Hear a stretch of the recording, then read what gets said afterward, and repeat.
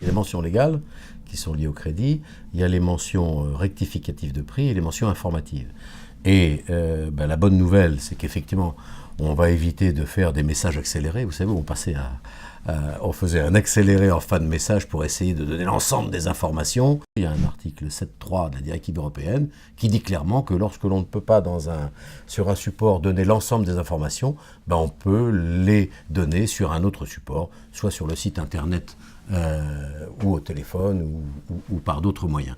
Une transposition de la directive européenne que tous les autres pays appliquaient, l'Angleterre, l'Allemagne, l'Italie, l'Espagne, tout le monde le faisait, sauf la France. Alors ça n'est valable bien évidemment que sur les mentions rectificatives de prix et indicatives de prix. On bloquera à 8 secondes l'ensemble, mention légale plus mention rectificative et indicative de prix. Donc ça c'est une très très bonne nouvelle, notamment pour la téléphonie et également pour l'automobile. C'est maintenant, c'est appliqué et je pense qu'il est probable que ce soit dans un texte de loi futur. Voilà.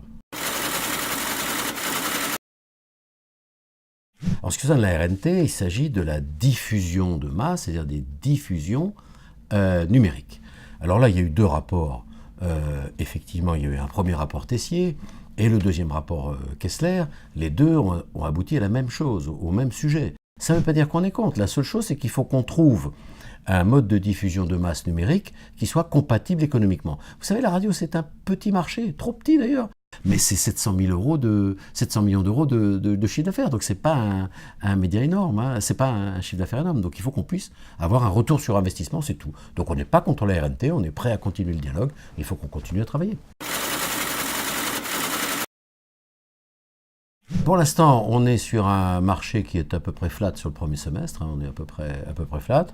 On peut déjà dire qu'il y a un très bon mois de septembre, mais je crois que c'est général pour l'ensemble des médias. Je pense que la radio est le véritable média de crise, et je ne dis pas ça, j'ai fait plusieurs médias. C'est vraiment le média de crise, c'est-à-dire que c'est le média qui coûte pas cher à fabriquer. C'est peut-être pour ça d'ailleurs, pardon de dire ça, mais ça intéresse peut-être moins les créateurs de pousser la radio, parce qu'il n'y a pas beaucoup de coûts pour faire un spot, ça coûte très peu cher. Je crois qu'il faut qu'on revoie très sérieusement le mode de vente et d'achat d'espace en France. On arrive à des négociations complètement aberrantes, avec des abattements qui ne veulent plus rien dire. Je crois qu'il faut qu'on travaille. Vous avez 4 acheteurs qui se partagent 98% du marché, autour de 400 clients. Et ces acheteurs, ils ne font pas de développement pour vous, ils ne font pas de croissance, ils ne vous amènent pas de nouveaux clients, ils vous amènent les clients qu'ils ont et ils essayent d'avoir les meilleures conditions possibles. Donc ça n'est pas un marché pour se développer et pour croître. Donc il faut qu'on travaille, il faut qu'on fasse du push-mail, il faut qu'on travaille auprès d'annonceurs que l'on pourrait avoir en développant la vente online. J'en ai la conviction absolue. C'est sûr qu'il faut que nous travaillions sur le comportement, les CRM. Je pense que nos auditeurs, nous devons mieux les connaître. Chaque radio doit faire un effort pour mieux connaître ses auditeurs et par là même pouvoir, apporter des auditeurs plus qualifiés. Il faut qu'on travaille là-dessus, je pense que nous en sommes conscients, mais ça ne veut pas dire que l'étude médiamétrie est une mauvaise étude, c'est une bonne étude, elle se cantonne aux indicateurs sociodémos. Je crois qu'il faut qu'on ait plus d'informations sur le comportement des individus. On est encore en recueil d'informations sur des téléphones fixes. Je crois qu'il faut qu'on fasse beaucoup plus d'interviews sur les téléphones mobiles. Bon, ça évolue, mais on ne peut pas dire qu'elle soit mauvaise. Elle manque peut-être de compléments dans le descriptif du comportement des auditeurs.